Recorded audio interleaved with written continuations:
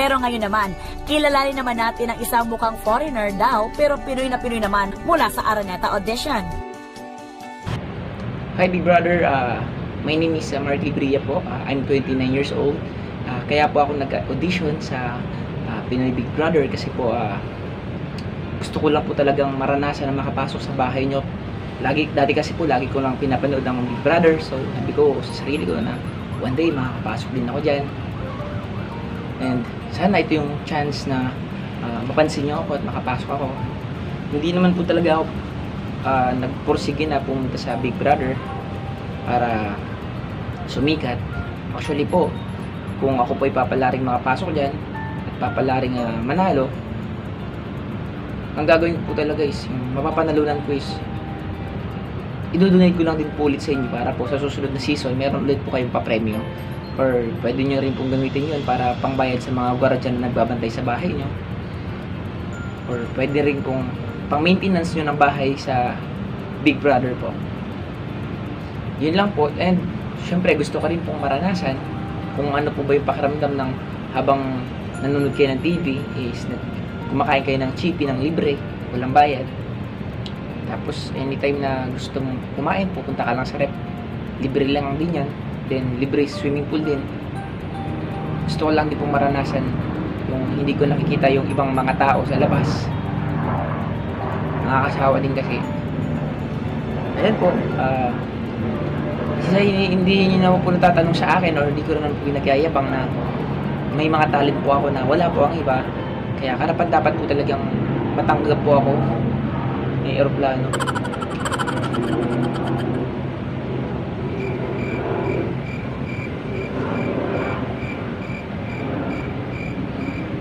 Actually, Big Brother, may isa akong talent na hindi kaya ng iba. Kaya ko pong matulog na hindi pumipikit. Kaya ko pong umiyak ng nakatawa. Kaya ko pong tumawa ng umiiyak. Kaya ko pong magsaing kahit walang tubig. Kaya ko pong magluto kahit walang apoy. Kaya ko magprito kahit walang mantika. Kaya ko maging masaya kahit nasa piling na siya ng iba.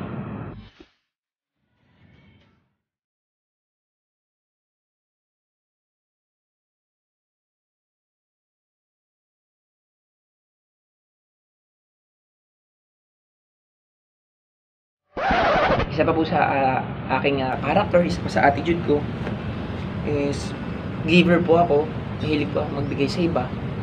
Halos lahat po ng kapitbahay ko pag ako nagluluto ng ulam, binibigyan ko sila ng ulam. Halos wala na pong natitira minsan sa akin. Sabi nga po, pag nagbigay tayo, huwag tayo mag-expect ng kapalit. Ayun din po yung gusto kong ma-experience, yung makakasalumuha yung ibang tao, tulad ng mga housemates. At magaling po ako makipagkapwa-tao. Sobra pong magaling po ako makipagkapwa-tao dahil natutunan ko pa sa aking magulang. Mapagmahal din po ako. Sobrang mapagmahal ako sa aking kapwa kahit minsan yung minamahal. Actually, Big Brother, hindi ko talaga kailangan ng kasikatan kung bakit gusto kong pumunta sa Big Brother. Isa rin po akong vlogger. Hindi pa nga lang sikat. Hindi pa kilala. Gusto ko lang po talagang ma-experience tumae sa toilet bowl nyo habang may camera. So, souvenir ba? Gusto kong ma-experience yun na nung wala kang privacy. Tapos, gusto kong pinaka gusto ko rin dun ma-experience Big Brother, yung makagamit ng gym nyo. Kasi, ang mahal kasi ng gym sa amin, 50 pesos din isang araw, isang session. So, Big Brother po kasi, libre lang. Nakikita ng maraming tao yung pagbabago ng katawan ko. Yun po yung purpose ko. At kung hindi man po ako papalarin ng mga pasok sa Big Brother, wala naman po problema sa akin kasi open-minded naman po akong tao. Actually po, willing na willing po ako maging tagapagluto nyo, tagapaglinis ng swimming pool nyo, tagapaghain sa mga housemates. Pwede rin ako magwardya. Sa madaling sabi, Big Brother, handa po ako maging kanang kamay mo.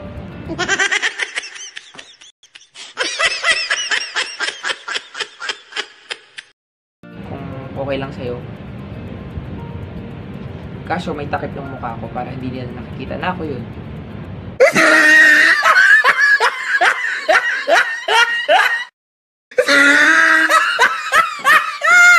Pwede rin Big Brother, may talent din ako na maging kaboses mo. Kung may problema ka at may sakit ka sa lalamunan, hindi mo kaya magsalita, pwede naman ako yung pumalit sa'yo.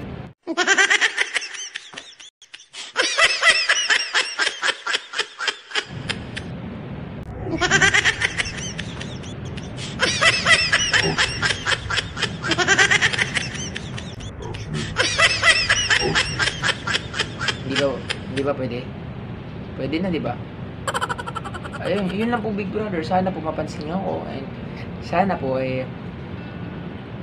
makapasok na ako sa bahay niyo po. Gusto ko rin talaga maranasan po yung pakiramdam dun. Makipagplastikan sa mga tao. Kasi namimiss ko na po talaga yun. Yun lang Big Brother. Maraming salamat. God bless po.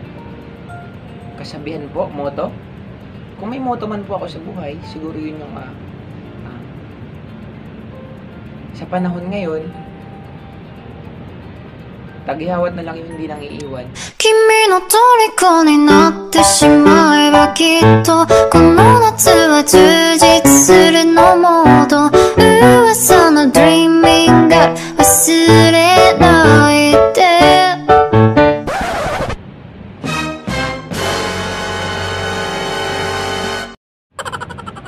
Ginagawa mo!